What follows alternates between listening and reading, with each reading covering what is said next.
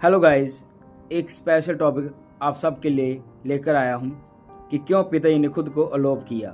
जैसे श्री राम जी ने 14 साल के वनवास में और श्री कृष्ण जी ने भी वनवास में खुद को अलोप रखा, खुद को दुनिया की नजरों से छुपा कर रखा।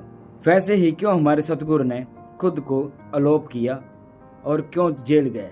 जैसे पहले श्री राम जी ने जिस दिन राजा बनना था तो उसी दिन क्यों उनको वनवास जाना पड़ा। तो जिस दिन श्री राम जी ने राजा बनना था तो उससे एक दिन पहले सभी देवी देवता श्री राम जी के पास आए और उन्होंने अर्ज की कि इस समय अगर आप राजा बन गए तो आप यही रह जाओगे और हमें रावण से मुक्त कौन करेगा, क्योंकि रावण सभी देवी देवता को जीत चुका था, सभी पे जीत हासिल कर चुका था और वो उनको जब चाहता बंदी बना लेता, जब चाहता कोई भी बड़ी से बड़ी सजा दे देता। तो ये सभी देवी देवता जितने थे ये सभी सोचकर बहुत ज्यादा हैरान थे, बहुत ज्यादा फिक्र में थे कि श्री राम जी ही हैं इस धरती पर, एक वही राजा हैं जो रावण का वध कर सकते हैं। अगर श्री राम जी ही राजा बन गए तो अपना सारा राजपाट संभाल कर इधर ही रह जाएंगे।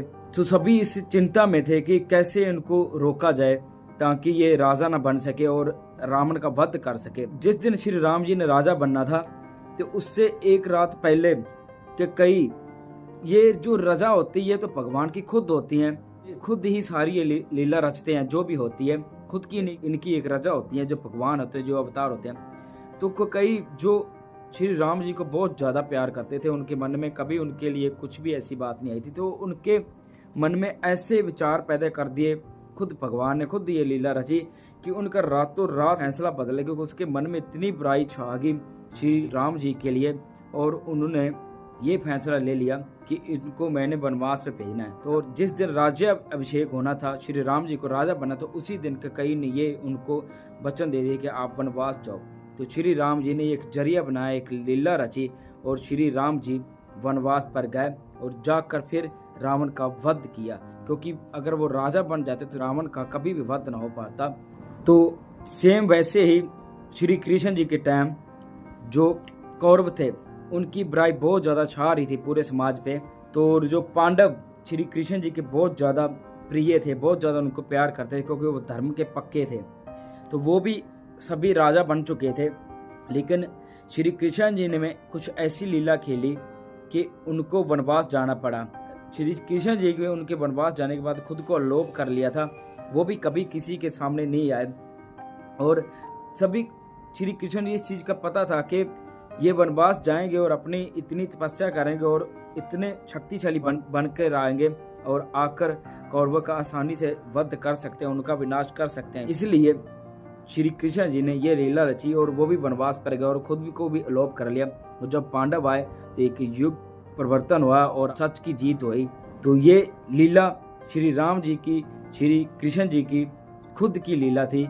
तो अब बात करेंगे हमारे सतगुरु की। तो जैसे हमारे सतगुरु जेल गए तो इनके और भी बहुत ज़्यादा कारण हैं, लेकिन अभी मालिक ने खुद ही एक लीला रची, खुद ही एक रजा सभी को रख रहे हैं।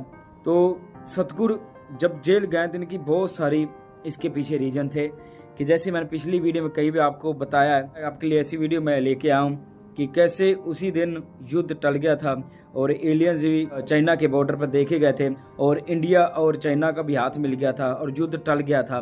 और मूवीज में काफ़ी जितने भी पिता ने बताया सारा कुछ सच हो रहा है, कैसे चाइना का साथ दे रहा है एलियंस। और फिर पिता ने जब मिशन पर जाना तो उनसे पहले पिता ही वचन करके गए कि इस युद्ध को हमें रोकना पड़ेगा, अगर हुआ तो महायुद्ध होगा और इंडिया को बहुत ज़्यादा नुकसान होगा, इसलिए हमें इस युद्ध को रोकना पड़ेगा।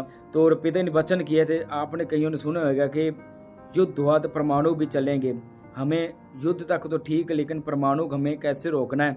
तो उनके बारे में पिताजी ने परमाणु को कैसे रोका जाए तो उन्हीं की पिताजी ने बारे में स्पेशल डीपली में जाकर बताया था कि अगर परमाणु चल गए तो दुनिया खत्म होगी। तो इसीलिए सतगुरु ने सारा कुछ मूवी में दिखा दिया और खुद भी जाकर त्रिलोकिया में जाकर सारे युग परिवर्तन कर रहे हैं। पिता ने अभी यूपी बरनामा में वचन किया था कि ऊपर कहीं जगह पे अच्छा समय आ गया है।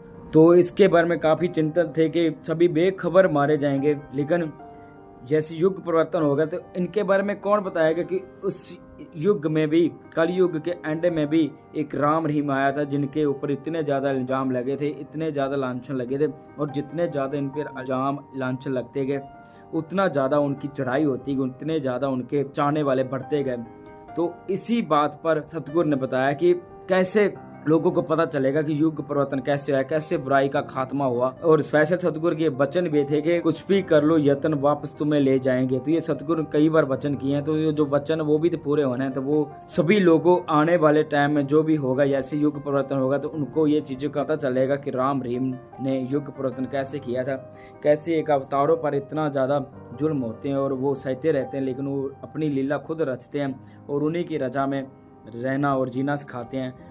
तो सतगुरु के उन वचनों के ऊपर बाधा बनने के लिए काल युद्ध चाहता था, लेकिन पिताजी का काल भी बहुत बड़ा भगत है हमारे MS जी सतगुरु का। तो जैसे सबने सॉन्ग सुना होगा कि ए काल सुन काल, भगत है तो बड़ा है लेकिन जिद पे तो बड़ा है। तो ये सॉन्ग किसी ने सुना होगा, तो उसमें पिता ने सारा कुछ बताया कि तो भगत भी बहुत बड़ा लेकिन तो अपनी जिद पे अड़ा हुआ है।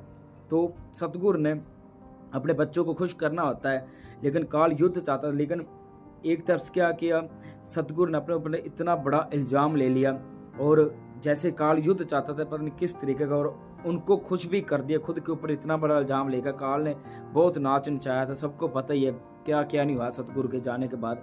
तो सतगुरु तो चाहे उनके साथ कोई बुरा करता तो उनका भी सोचते हैं कि इनको खुश किया जाए, कैसे खुश किया जाए। कर्मों का हिसाब जो होता है वो तो लेखा जोखा जो मालिक जानता है, उनके ऊपर ये कैसे उनका वो आधार करते हैं, ऐसे कर्म काटते हैं, ये तो हमारा सतगुरु जानता है खुद।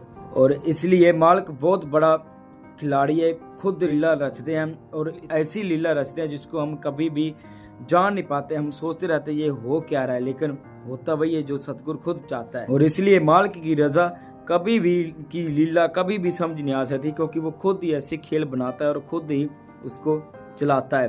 तो हमें लगता है कि ये बहुत ज़्यादा बुरा हो रहा है, बुरा लगता है, क्योंकि हम अपने सतगुरु से बहुत ज़्यादा प्यार करते हैं, लेकिन होता वही है जो उन्होंने खुद लिखा होता है। तो युग परिवर्तन होने वाला, युग परिवर्तन का कारण भी सबको पता है, ऐसी मैं आपके लिए एक वीडियो लेके आया हूँ। तो अभी हम इस पर बात कर रहे हैं कि उन्होंने अपने आप को लोप इसलिए रखा था क्योंकि जब भी युग परिवर्तन हुआ, चाहे कोई भी अवतार आया, जैसे श्री कृष्ण, श्री राम, तो उन्होंने अपने आप को दुनिया से लोप रखा था, फिर जाके युग परिवर्तन हुआ था। इसलिए जो मालिक होते हैं उनकी मर्जी के बिना पत्ता तक नहीं हिलता।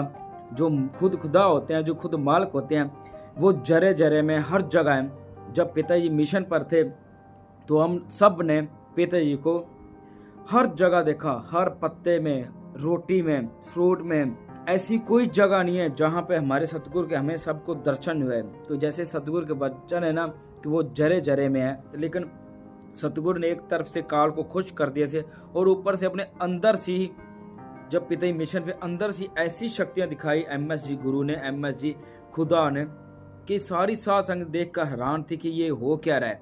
क्योंकि जो सतगुरु होता है इनकी बहुत बड़ी रजा होती है, सोचना हमारे बस में नहीं है। हम जस्ट इस चीज़ों को फील कर सकते हैं कि कैसे सतगुरु इस पूरी सृष्टि को चला रहा है, कैसी उनकी लीला चल रही है। हमें उसी में ही खुश रहना चाहिए और उसी में ही हमें अपने आप को राजी रखना चाहिए। और हमारे सतगुरु जब से मिशन पर गए हैं, काल कर मुंह तोड़कर जवाब दे रहे हैं और सारी दुनिया लग गई एक पासे कि अब डेरा खत्म हो गया, डेरा नहीं चलेगा। लेकिन पिता ने क्या, जब मिशन पर गए और भी ज़्यादा लोगों के लिए क्रेज, और भी ज़्यादा पिता ने शक्तियाँ दिखाई, तो सतगुरु ने सबको इतनी खुशियाँ दी। सबको पता ही है जो दृढ़ विश्वासी वाले हैं कि हमने कभी सोचा नहीं था कि ये दिन ऐसे चेंज होंगे। जैसे जिस दिन पिता मिशन पर गए तो उस दिन तो ऐसे लग रहा था कि वैसे सब कुछ खत्म हो गया। जब श्री राम जी वनवास पर गए तो लोगों ने बोला था कि सब खत्म, कुछ नहीं रह गया।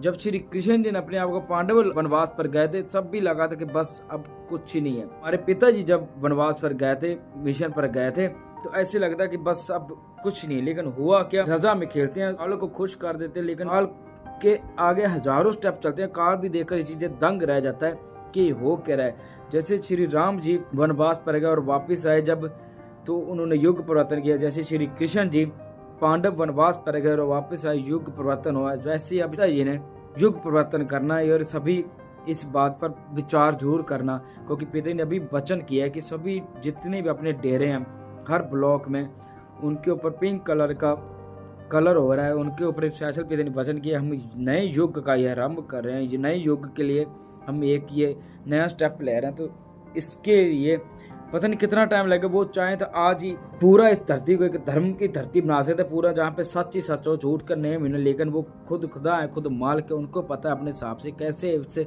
सृष्टि को चलाना है। और अब हमारी डेरा प्रेमी जितने भी हैं सभी इनके तोड़ने पर, लेकिन पिता ने इतनी ज़्यादा शक्तियाँ दी कि पहले से ज़्यादा सेवा सिमरन करने लग गया, पहले से ज़्यादा दृढ़ विश्वासी हैं। और अभी पिताजी बहुत सी ऐसी राजा दिखा रहे हैं। तो श्री राम जी ने रावण का वध किया और श्री कृष्ण के टाइम कौरवों का वध पांडवों ने किया, तो युग परिवर्तन का कारण बना। क्योंकि श्री राम जी ने युग परिवर्तन तो किया ही किया था, साथ में कितनी त्रिलोकियों को भी तारा था, ये कोई सोच ही नहीं सकता। तो जब श्री कृष्ण जी ने युद्ध किया था, तो युद्ध के बाद युग परिवर्तन जब हुआ था तो धर्म की जीत हुई थी। ऐसे ही हमारे पिताजी अभी त्रिलोकियों को तो तार रहे हैं, साथ में एलियन के साथ युद्ध भी कर रहे हैं और कई एलियंस को सुधार भी रहे हैं। ये मूवी में सारा दिखाया गया है। तो एक एक चीज़ मालिक की रजा में हो रही है, जो कुछ भी हो रहा है, तो इनके आगे हमें कभी भी कोई क्वेश्चनबाजी नहीं करनी चाहिए। तो उसकी लीला में, उसकी रजा में रहना हमें हमेशा चाहिए, क्योंकि हमारा मालिक जी युग परिवर्तन गुरु है, तो उन्होंने जल्दी ही युग परिवर्तन करना है। तो आप इस चीज़ की कभी भी चिंता मत करे करो, टेंशन मत लिया करो, हमेशा उनकी रजा में ही खुश रहा करो। जितना ज़्यादा सतगुरु हमें परखेंगे उतना ज़्यादा हमारा दृढ़ विश्वास बनेगा। कभी भी इस चीज़ के बारे में कुछ भी अपने माइंड में कभी भी टेंशन मत लाना, क्योंकि हमें जो गुरु मिला ऐसा गुरु आज तक किसी को भी नहीं मिला, जिनके ऊपर इतना लांछन लगने के बाद भी सतगुरु हमारा वैसे का वैसे, और पहले से ज़्यादा उनकी चढ़ाई, और पहले से ज़्यादा उनके चर्चे हैं, पहले से ज़्यादा उनके साथ संगत जुड़ रही है। तो सभी सेवा सिमरन करते रहो।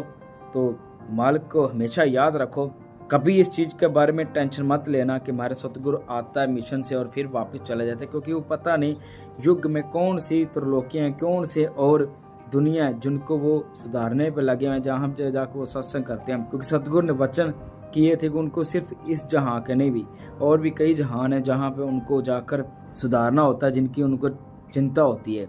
तो सभी सेवा सिमरन करते रहो।